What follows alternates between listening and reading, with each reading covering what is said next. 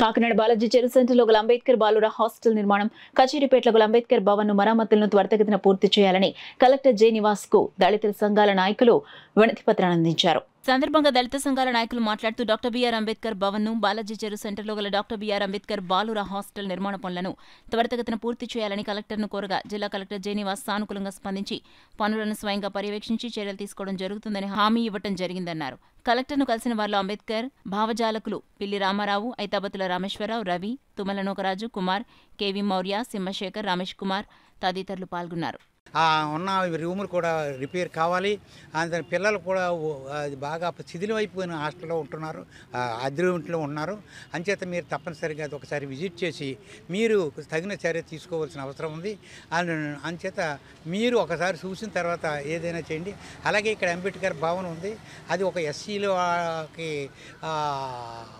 5,000కి ఇస్తారు. అది అంచేత అది కూడా అది ప్రభుత్వం తీసుకుని అది ఇతర విషయాలుగా వాడుకుంటుంది. అది కూడా కొంచెం ఖాళీ చేయించేసి అది చిన్న చిన్న రిపేర్స్ ఉన్నాయి, అది కూడా చేయించి మా వాళ్ళకి ఇప్పించమని కోరుతున్నాం. ఇది మీరు ఉంటుండగా త్వరగా అయితే ఈ ఎస్సీ కులాల వాళ్ళు కొంచెం ఇబ్బంది నుంచి బయటపడతారని కోరుతున్నాం.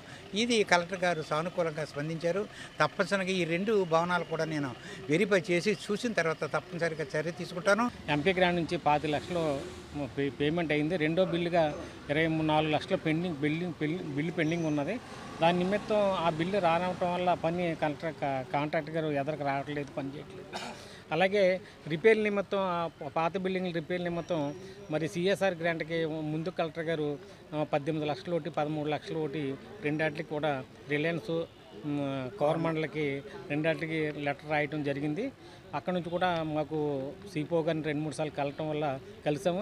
మాకు ఈ ఆర్డర్స్ రాలేదు, అవి కూడా వచ్చిన తర్వాత వెంటనే రిలీజ్ చేస్తా ఉన్నారు. ఇదే విషయాన్ని కలెక్టర్ గారికి గతంలో ఒకసారి విన్నవించాం. ఆయన సానుకూలంగా సంధించి నేను తప్పనిసరిగా దాన్ని ఒకసారి విజిట్ చేసి నేను